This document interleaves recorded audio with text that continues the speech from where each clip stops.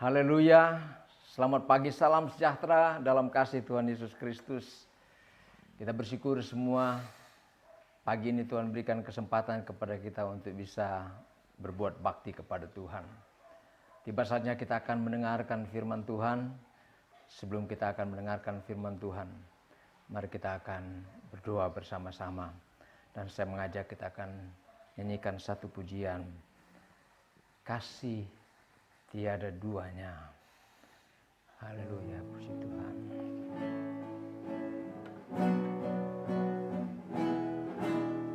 Belum pernah ada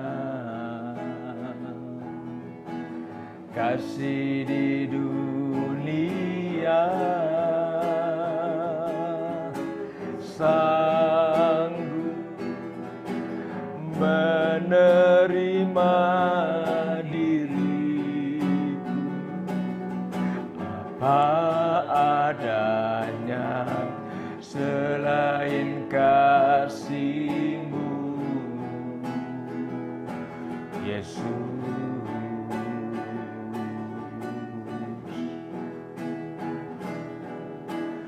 Takkan ada lagi, haleluya, kasih seperti ini,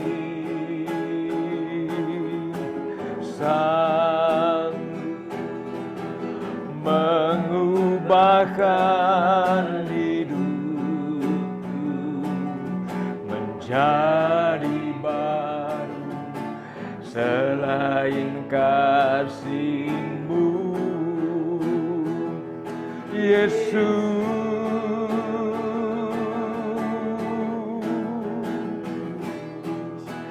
Aku kagumi dalam hati, kasih-Mu tiada duanya. Sampai kini akui kasih-Mu tiada dua. Ku kagumi dalam hati, kasih-Mu tiada duanya. Sampai kini akui kasih-Mu tiada duanya, kasih-Mu tiada duanya, kasih-Mu tiada duanya, kasih-Mu tiada duanya. Haleluya. Terima kasih banyak Tuhan. Kasih-Mu tidak ada duanya. Sebab itu kami kagum dengan kasih-Mu yang luar biasa. Karena kasih-Mu Tuhan, Engkau rela tergantung di Golgota. Engkau mati bagi kami semua. Hari ini kami memperingati kematian-Mu Tuhan. Kami percaya hanya lewat kematian-Mu saja Tuhan. Lewat pertumpahan darah-Mu saja Tuhan. Kami semua sudah ditebus. Dan saat ini kami menjadi anak-anak-Mu. Kami bangga bisa menjadi anak-anak-Mu Tuhan. Tiba saatnya kami mau mendengarkan firman-Mu. Mari Engkau kuduskan kami semua. Pakai hamba-Mu yang akan melayani firman-Mu. Engkau adalah firman itu sendiri. Hamba-Mu hanyalah Allah Tuhan. Biar kiranya Engkau saja yang berbicara. Ketika Engkau berbicara, kami percaya bahwa sesuatu pasti terjadi. Pemulihan pasti terjadi. Mujizat pasti terjadi. Terima kasih banyak Tuhan. Kami siap untuk mendengarkan firman-Mu. Dalam nama Tuhan Yesus Kristus kami berdoa, mengucap syukur. Haleluya. Haleluya. Semua yang percaya berkata, amin. Puji Tuhan. Haleluya, puji Tuhan. Salam sejahtera dalam kasih Tuhan Yesus Kristus. Pagi ini kita semua bersyukur meskipun saat ini dunia dan bahkan Indonesia tercekam karena diteror oleh virus corona. Tetapi kita anak-anak Tuhan, jemaat GPD Bahu, pagi ini kita bisa beribadah kepada Tuhan, berbakti kepada Tuhan. Meskipun kita hanya melakukan itu dari rumah kita masing-masing. Tapi firman Tuhan berkata, di mana ada 2, 3 orang berhimpun atas nama Tuhan, maka Tuhan ada di sana. Dan saya percaya bahwa Tuhan ada di rumah Bapak, Ibu, saudara sekalian. Dan Tuhan senang melihat kita bisa berbakti, memuliakan Tuhan. Puji Tuhan, kita sudah memuji Tuhan dan Tuhan sudah disenangkan. Dan oleh karena kita puji Dia, sembah Dia, maka hadiratnya turun di tengah-tengah kita saat ini. Saudara yang kekasih dalam Tuhan, saya ingin kita akan membaca firman Tuhan yang terambil dari Efesus 1 ayat yang ke-7. Efesus 1 ayat yang ke-7. Firman Tuhan berbunyi demikian.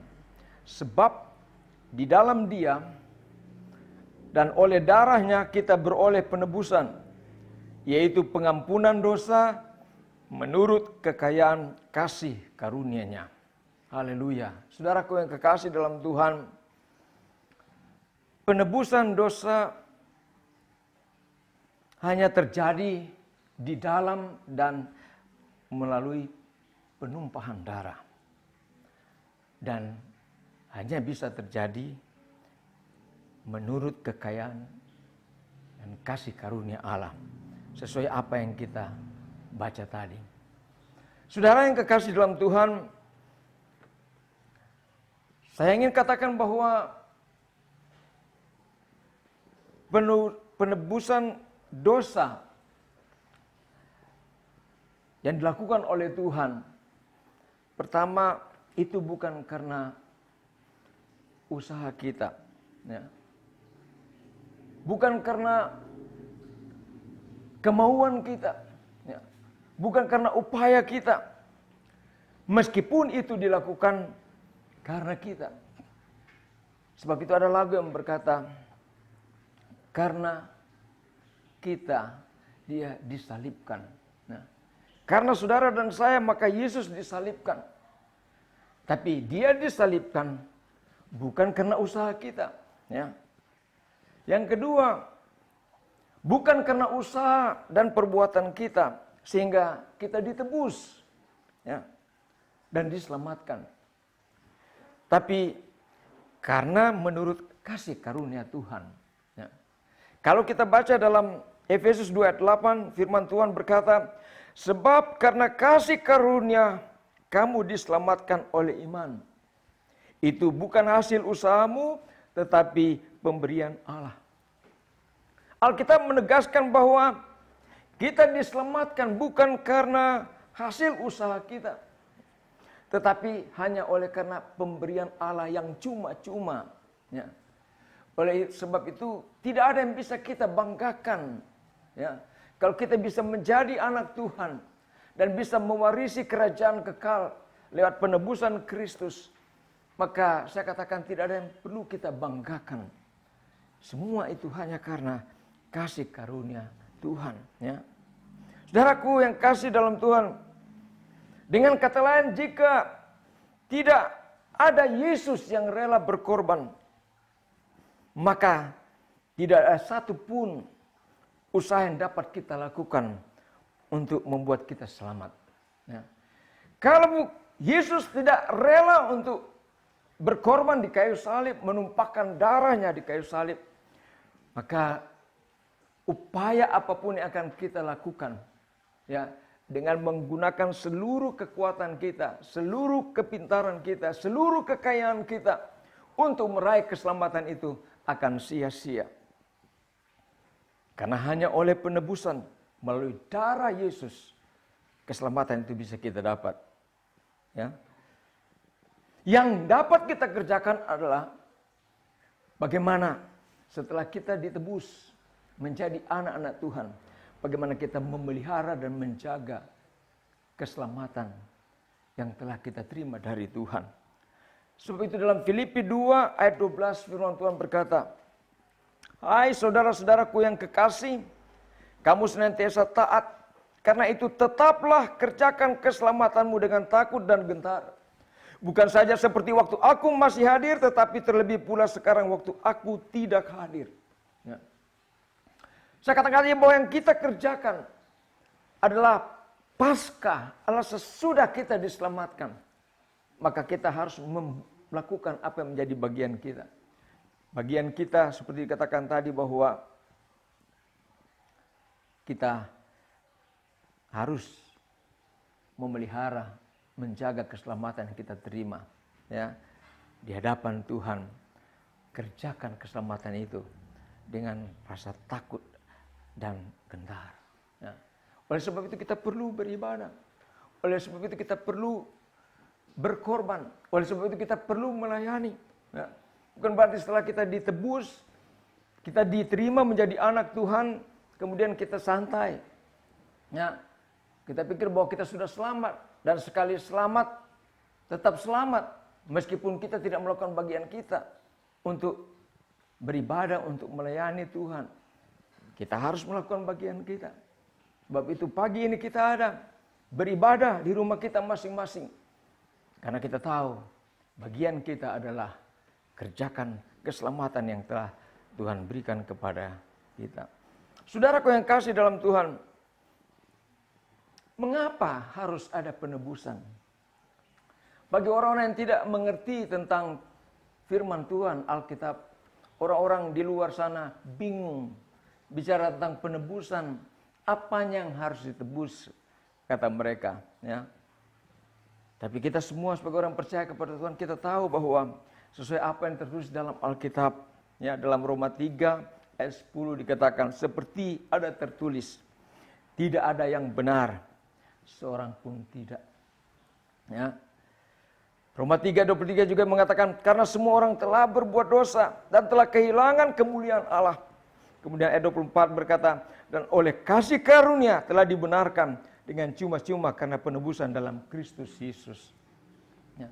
Kita harus tahu dan sadar bahwa penebusan perlu dilakukan oleh Yesus. Karena sesuai dengan firman Tuhan dikatakan bahwa tidak ada satupun di antara kita yang benar. Ya. Dikatakan bahwa semua telah berbuat dosa dan kehilangan kemuliaan Allah. Ya. Saudaraku yang kekasih dalam Tuhan, akibat dari pelanggaran, akibat dari dosa yang telah dilakukan, yang dilakukan sejak Adam jatuh ke dalam dosa, maka semua generasi sampai hari ini berada dalam dosa. Dan sejak saat itu semua kita, termasuk jemaat Tuhan yang ada di bahu ini, kita semua menjadi orang-orang yang berdosa. Ya. Dan akibat dosa itu fatal. Ya. Kalau kita baca dalam Alkitab, dalam Roma 6 ayat 23 dikatakan, sebab upah dosa ialah maut. Tetapi karunia Allah ialah hidup yang kekal dalam Kristus Yesus Tuhan kita. Ya. Upah dosa adalah maut, adalah kematian. Hanya oleh karena di sini dikatakan karunia, kasih karunia Allah ialah hidup yang kekal dalam Kristus Yesus Tuhan kita. Kemudian kita mendapatkan pengampunan. Saudaraku yang kasih dalam Tuhan, mungkin ada yang bilang bahwa ketika Adam dan Hawa mereka makan buah pengetahuan baik dan jahat, pada waktu itu mereka kok tidak langsung mati. Ya. Terbukti dalam Alkitab dikatakan bahwa Adam hidup 930 tahun. Ya. Artinya setelah dia makan buah pengetahuan baik dan jahat, dia tidak mati.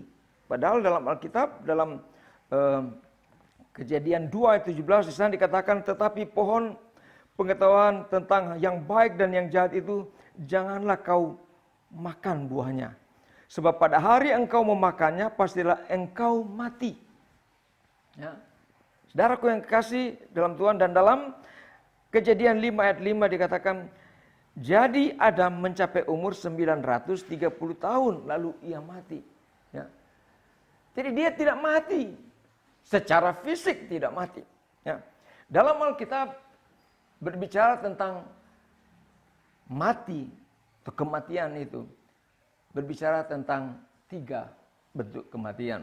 Ya, yang pertama mati secara fisik. Ya, ketika kita mengakhiri kehidupan, maka itu dikatakan mati secara fisik. Yang kedua mati secara rohania. Ya. Mati secara rohania ini ditandai dengan putusnya hubungan antara manusia dengan Allah. Ya. Dan yang ketiga, kematian kekal adalah kematian ketika orang-orang yang tidak percaya kepada Tuhan kemudian dihukum kekal di neraka. Saudaraku yang kasih dalam Tuhan, dalam konteks kematian yang dimaksudkan oleh firman Tuhan dalam Kejadian 27:11 ini adalah kematian secara rohania. Adam memang tidak langsung mati secara fisik, ya. Dan dia belum menerima kematian yang kekal. Tetapi secara rohania, hubungan antara Adam dengan Tuhan Allah terputus sejak dia melanggar. Dan inilah yang dialami oleh kita semua. Bahwa sejak jatuh dalam dosa, hubungan rohania antara kita dengan Allah itu terputus. Oleh sebab itu perlu ada yang menebus agar supaya dosa pelanggaran kita disucikan, diputihkan. Ya, saudaraku yang kasih dalam Tuhan, dosa kita yang dalam Alkitab ada yang dikatakan surat hutang kita hanya bisa ditiadakan di kayu salib oleh Yesus Kristus. Ya, kalau kita baca dalam Kolose 2:14 firman Tuhan berkata, dengan menghapuskan surat hutang yang oleh ketentuan-ketentuan hukum mendakwa dan mengancam kita, dan itu ditiadakannya dengan memakukannya pada kayu salib. Ya. Kita bersyukur karena kematian Yesus di kayu salib dengan menumpahkan darahnya yang mahal itu, ya. Kemudian semua hutang, semua dosa kita dipakukan bersama dengan Yesus di kayu salib. Ya. Hutang kita, hutang dosa kita tidak dapat ditebus dengan emas dan perak. Ya. Artinya bahwa dengan segala kekayaan yang kita miliki, apapun yang kita punya tidak cukup untuk bisa menebus pelanggaran dan dosa kita. Ya. Dalam 1 Petrus 1:18 firman Tuhan berkata, sebab kamu tahu bahwa kamu telah ditebus dari cara hidupmu yang sia-sia, yang kamu wariskan dari nenek moyangmu itu, bukan dengan barang yang fana, bukan pula dengan perak atau emas. Jadi bukan dengan barang yang fana. Saudara bisa memiliki 1000 Mercedes Benz. Saudara bisa memiliki 1000 pulau sebagai kekayaan saudara. Saudara bisa memiliki 1000 pesawat udara sebagai kekayaan saudara. Tapi semuanya itu tidak mampu untuk menebus segala pelanggaran dan dosa saudara. Hanya melalui kayu salib. Ya, melalui penebusan oleh Yesus sendiri. Saudaraku yang kasih dalam Tuhan, darah adalah darah Yesus adalah merupakan alat pembayaran yang sah di hadapan Bapa, di hadapan Tuhan. Darah Yesus satu-satunya alat pembayaran yang sah untuk menebus segala pelanggaran dan dosa kita. Korban Yesus di kayu salib itu berbeda dengan korban para syuhada, ya, yang sedang berjihad. Nah, mereka berkorban untuk kepentingan tertentu, untuk kepentingan golongan tertentu, ya, untuk kepentingan agama tertentu. Tetapi korban Yesus di Golgota adalah untuk semua. Ya, semua kita yang bersalah, semua yang berdosa, agar supaya kita kembali dipulihkan, agar supaya hubungan kita kembali dipulihkan dengan Bapa. Ya. Hanya dengan cara itu kemudian kita bisa melihat keselamatan yang kekal kita miliki dalam kehidupan kita. Saudaraku yang kasih dalam Tuhan, darah Yesus yang ditumpahkan di Golgota adalah merupakan hal yang menentukan hubungan kita bisa pulih kembali dengan Bapa di surga. Dan kemudian yang menentukan kita bisa kembali mendapatkan kemuliaan, mendapatkan kehidupan yang kekal. Saudaraku yang kasih dalam Tuhan, dalam Alkitab darah Yesus ini mempunyai banyak khasiat. Ya.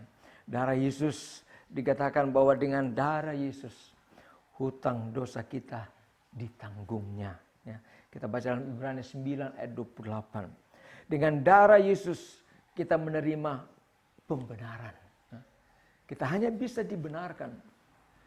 Orang bisa menjadi orang baik, tetapi orang baik tidak cukup untuk bisa bertemu dengan Bapa di surga. Banyak orang baik di dunia ini, tetapi dengan modal kebaikan, ya, tidak cukup untuk kemudian mendapat hak bertemu dengan Bapa di surga. Hanya melalui darah Yesus, kemudian kita bisa dibenarkan. Dengan darah Yesus, kita diampuni. Dalam Efesus 1 ayat 7 dikatakan, sebab dalam Dia dan oleh darahnya kita beroleh penebusan, yaitu pengampunan dosa menurut kekayaan kasih karunia. Dengan darah Yesus kita disucikan secara rohania. Ya. Dalam 1 Petrus 2 ayat 24 dikatakan, Ia sendiri telah memikul dosa kita dalam tubuhnya di kayu salib, supaya kita yang telah mati terhadap dosa hidup untuk kebenaran. Oleh bilur-bilurnya kamu telah disembuhkan. Oleh bilur-bilurnya, maka sakit rohani kita, ya, yang kemudian membuat kita terpisah dari Bapa, dipulihkan dan disembuhkan. Saudaraku yang kekasih dalam Tuhan Yesus Kristus, dengan darah Yesus juga dikatakan bahwa kita memiliki kuasa untuk mengalahkan setan. Kita tahu bahwa hidup kita ini adalah hidup dalam peperangan. Dan iblis berusaha untuk membuat kita terpisah lagi dari Bapa. Iblis berusaha untuk menghancurkan rohani kita, orang yang percaya kepada Tuhan. Tetapi kita ada darah Yesus. Kalau kita terus memelihara hubungan kita dengan Tuhan, ya, mengerjakan semua yang harus kita kerjakan, ya, ibadah kepada Tuhan dengan takut dan gentar, maka kemudian kita akan dikawal, kita akan dilindungi, di-cover oleh darah Yesus. Saudaraku yang kekasih dalam Tuhan, dalam Alkitab, ya, kita mengetahui cerita tentang peristiwa bagaimana bangsa Israel ketika mereka akan dikeluarkan dari tanah perhambaan di Mesir di bawah pimpinan Nabi Musa. Allah harus mengizinkan 10 tulah yang harus terjadi di tengah-tengah bangsa ini. Kenapa? Karena kekerasan hati Firaun yang mempermainkan hati Tuhan. Ya. Pada tulah yang terakhir, ya, adalah tulah yang menentukan. Kemudian pada saat itu Firaun menyerah dan melepaskan bangsa Israel untuk keluar dari tanah Mesir. Apa yang Tuhan lakukan? Ya, Tuhan minta kepada umat Israel melalui Musa untuk memerintahkan agar supaya mereka menyembelih domba, kambing yang terbaik, ya. Kemudian darahnya ditampung, kemudian darah itu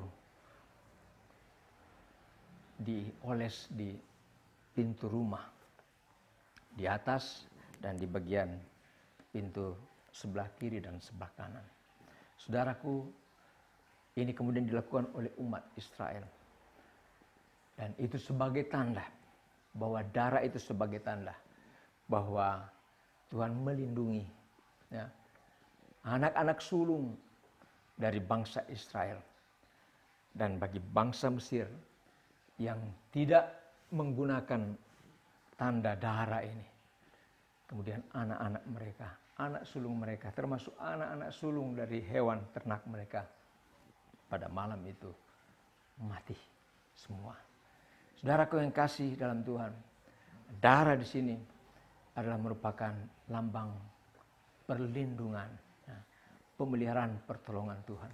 Saat ini kita menghadapi situasi yang genting. Semua orang berusaha tinggal dalam rumah, ya. Bahkan di Jakarta dan di sekitar Jakarta telah dilaksanakan aturan PSBB, ya, di mana mulai besok pada pas hari Jumat Agung ini aturan ini berlaku. Orang-orang harus berada di rumah. Makanan mereka bagi orang-orang yang tidak mampu nanti akan disuplai oleh pemerintah. Kenapa? Demi untuk memastikan bahwa dengan cara seperti ini virus corona yang saat ini sementara dengan hebatnya, ya, dengan gencarnya menteror dunia ini bisa dihilangkan. Saudara, saya membaca bahwa ada dua cara yang terbaik yang dapat dilakukan untuk kemudian kita bisa menyelesaikan masalah virus corona ini. Ya, yang pertama adalah apa yang dikatakan dengan melakukan herd immunity. Herd immunity itu artinya kita memberikan peluang kepada virus itu untuk menjangkiti mayoritas umat manusia, atau kalau bangsa Indonesia, mayoritas bangsa Indonesia. Dan dengan sendirinya waktu sudah pernah terjangkit oleh virus ini, maka terjadi kekebalan tubuh. Oleh sebab itu apabila sebagian besar sudah terjangkit, maka kemudian mempunyai kekebalan tubuh. Itu yang pertama. Cara yang kedua adalah dengan mendapatkan vaksin, membuat vaksin. Sampai saat ini saudara yang kasih dalam Tuhan, kita mendengar bahwa vaksin sudah dibuat di Israel, buat di Amerika, buat di Cina dan sebagainya. Tapi dalam kenyataannya belum ada yang diuji cobakan ke manusia. Dan menurut pakar bahwa itu harus diuji cobakan dan mulai waktu proses yang lama, ya, bertahun-tahun. Kalau itu sampai bertahun-tahun, sementara kita sudah dalam keadaan genting seperti ini, kapan baru kita dapat vaksin? Kalau kita menggunakan cara yang pertama yang dikatakan herd immunity, yaitu dengan cara membiarkan sebagian besar mayoritas orang terjangkit, maka ada kemungkinan sebagian besar dari antara yang terjangkit itu akan mati. Seperti yang kita dengar, yang terjadi di Amerika Serikat, yang terjadi di Italia, ya, begitu banyak orang mati setiap hari. Saudaraku yang kasih dalam Tuhan, tentu saja upaya manusia ada saja. Tetapi upaya manusia tidak pernah sempurna dan tidak pernah menjamin. Tetapi apa yang kita baca tadi, apa yang dilakukan oleh Tuhan terhadap bangsa Israel, ya, bahwa mereka terluput, ya, mereka terluput dari bencana yang besar hanya karena darah itu, ya, yang Tuhan perintahkan untuk mereka oleskan di pintu mereka. Sehingga apa yang terjadi? Anak-anak sulung dari bangsa Mesir, termasuk anak sulung Firaun dan juga ternak mereka, semuanya mati. Tapi anak-anak sulung ternak dari bangsa Israel tetap bertahan hidup. Saya percaya bahwa kuasa Tuhan, kuasa darah Yesus tidak pernah berubah dulu, sekarang, dan sampai selama-lamanya. Itu masih sama dulu, sekarang, sampai selama-lamanya. Darah Yesus bisa memprotek kita, bisa menjaga kita, bisa mengawal kita, sehingga kita bisa terlindung dalam kuasa kasih Tuhan. Oleh sebab itu, saudara yang kasih dalam Tuhan, marilah kita akan tetap setia mengerjakan bagian kita, ya, mengerjakan pekerjaan Tuhan, melayani Tuhan, beribadah kepada Tuhan dengan takut dan gentar. Dan saya percaya hanya dengan cara seperti ini kita melihat mujizat Tuhan akan dinyatakan. Saya percaya bahwa jemaat GPD Bahu, kalau kita mengandalkan darah Yesus, maka darah Yesus yang saya katakan itu tidak pernah berubah kuasanya sampai hari ini. Darah Yesus itu yang mampu untuk mengcover kita, ya, untuk memprotek kita menghadapi badai yang besar ini. Puji Tuhan, saudaraku yang kasih dalam Tuhan, tidak ada yang lebih hebat, lebih besar dari darah Yesus. Darah Yesus yang sudah menebus kita. Darah Yesus itu juga yang akan menolong kita saat ini ketika kita menghadapi bencana yang besar ini. Puji Tuhan. Tuhan kiranya memberkati kita semua. Kita terima dengan iman, dengan keyakinan bahwa firman Tuhan iya dan amin. Dan merupakan solusi atas semua pergumulan kita. Puji Tuhan. Saatnya tiba kita akan masuk dalam perjamuan Tuhan. Kita akan berdoa buat perjamuan Tuhan. Mari kita akan angkat pujian. Ku tetap pegang salib Yesus. Haleluya, puji Tuhan. Hidup yang putus asa tak berarti, jalan dengan tanpa harapan,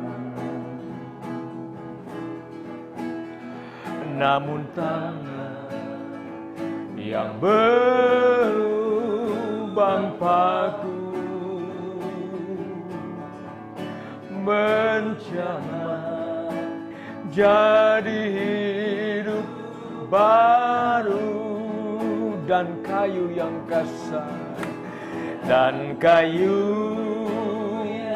kasar berubah jalan hidup yang penuh kegagalan. Ku puji Dia selama-lamanya,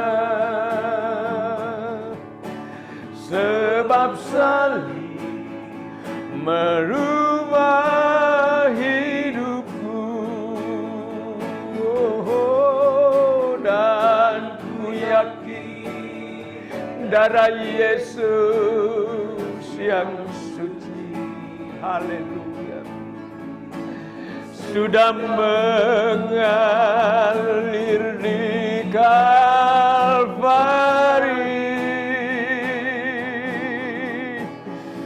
Bila zaman berlalu, dunia menderu, ku tetap pegang salib itu. Dan ku yakin darah Yesus yang suci, oh haleluya, sudah mengalir di Kalvari.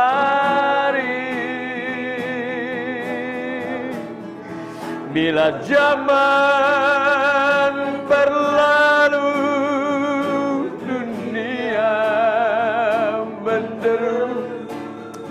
ku tetap pegang salib itu.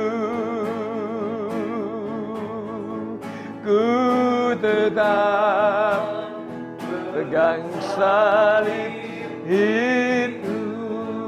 Haleluya, haleluya. Bapa surgawi, terima kasih Tuhan, karena salib-Mu, karena darah-Mu yang tercurah. Maka kami bersyukur hari ini kami bisa ditebus. Segala pelanggaran kesalahan kami Engkau lupakan. Kami menjadi manusia baru yang berharga di hadapan-Mu Tuhan. Sebab itu kami mau bersyukur selalu kepada-Mu Tuhan. Terima kasih buat pengorbanan-Mu, buat darah-Mu yang sudah tercurah. Hanya oleh pengorbanan-Mu saja Tuhan, kami bisa dipulihkan. Kami bisa kembali berhubungan dengan Bapa di surga dan menerima keselamatan itu. Bapa yang baik, saat ini kami umat-umat-Mu, jemaat GPD Bahu, memperingati kematian-Mu 2000 tahun yang lalu kurang lebih. Hari ini Tuhan, kami akan melaksanakan perjamuan Tuhan. Bapa surgawi, sebelum kami akan menjamah, itu menjamah roti dan air anggur ini, kami mengucap syukur kepadamu Tuhan. Dalam nama Tuhan Yesus Kristus, kami percaya bahwa saat ini air anggur ini bukan sekedar air anggur lagi. Oh, roti ini, hosti ini bukan sekedar hosti lagi. Tapi saat ini adalah darah dan tubuh Kristus yang siap untuk kami terima. Kami akan makan, kami akan minum, dan kami bersekutu dengan Tuhan. Bersekutu dengan Tuhan itu berarti kami mendapat kekuatan yang luar biasa. Menghadapi semua pergumulan, tantangan yang kami hadapi. Kami percaya dengan tubuh dan darah-Mu yang bersekutu dengan tubuh dan darah kami. Kami akan sanggup menghadapinya dengan kemenangan dari Tuhan. Kami akan laksanakan perjamuan Tuhan ini dalam nama Bapa, Putra, dan Roh Kudus. Itu dalam nama Tuhan Yesus Kristus. Haleluya, haleluya, amin. Puji Tuhan. Saudara yang kekasih dalam Tuhan, saatnya tiba kita akan melaksanakan perjamuan Tuhan. Oleh sebab itu kami persilakan kepada yang dipercayakan untuk mengatur, akan membagikan cawan, cangkir yang berisi darah Yesus dan tubuh Yesus itu bisa saat ini mulai melaksanakan, membagikan itu kepada semua anggota keluarga. Sambil kita melakukan itu, mari kita akan menyanyikan bersama-sama pujian terlalu besar. Ya, telah kulihat bukti kasih-Mu. Haleluya, haleluya. Puji Tuhan, haleluya. Mari kita semua menerima tubuh dan darah Kristus dengan iman. Percaya bahwa di sanalah sumber kekuatan kita saat ini. Haleluya.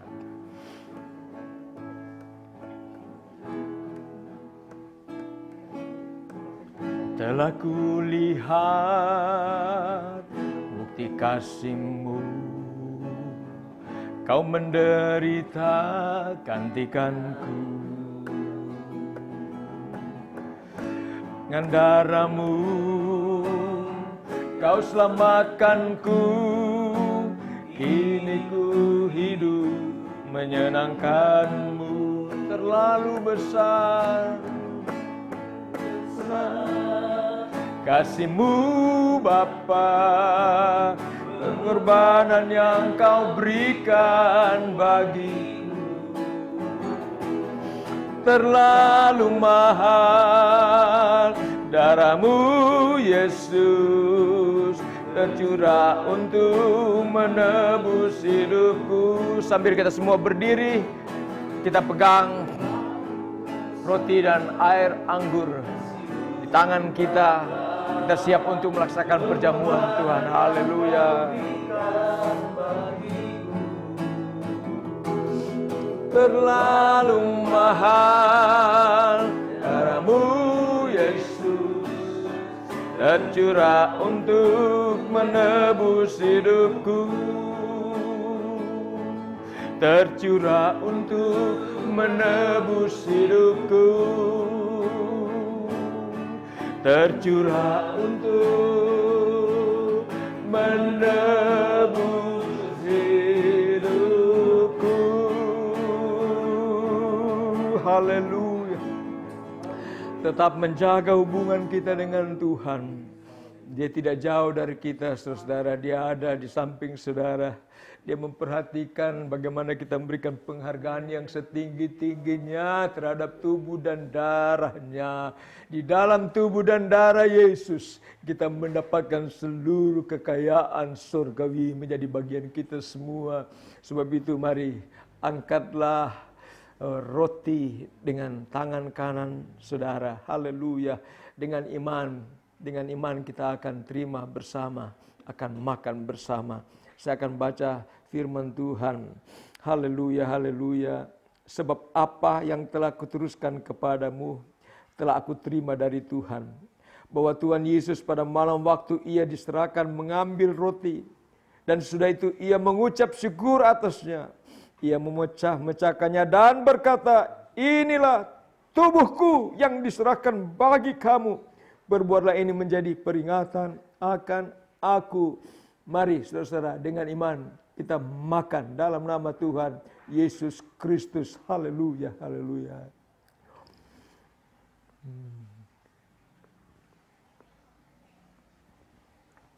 Oh haleluya, terima kasih Tuhan. Terima kasih Yesus. Marilah kita angkat cawan yang berisi darah Yesus. Angkat dengan tangan kanan. Dengan iman kita akan terima, akan minum ini dan percaya bahwa darah Yesus cukup untuk menyelesaikan semua pergumulan kita. Terima kasih, haleluya. Saya baca firman Tuhan. Demikian juga ia mengambil cawan sesudah makan lalu berkata, cawan ini adalah perjanjian baru yang dimeteraikan oleh darahku. Berbuatlah ini setiap kali kamu meminumnya menjadi peringatan akan aku. Mari minum dalam nama Tuhan Yesus Kristus. Haleluya, haleluya. Haleluya. Mari kita berikan pujian kepada Tuhan. Haleluya.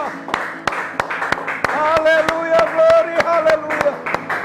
Puji Tuhan Yesus. Terima kasih banyak Tuhan. Terima kasih banyak Tuhan. Kami bersyukur kepadamu. Hari ini, pagi ini kami bisa bersekutu dengan Engkau lewat tubuh dan darah-Mu.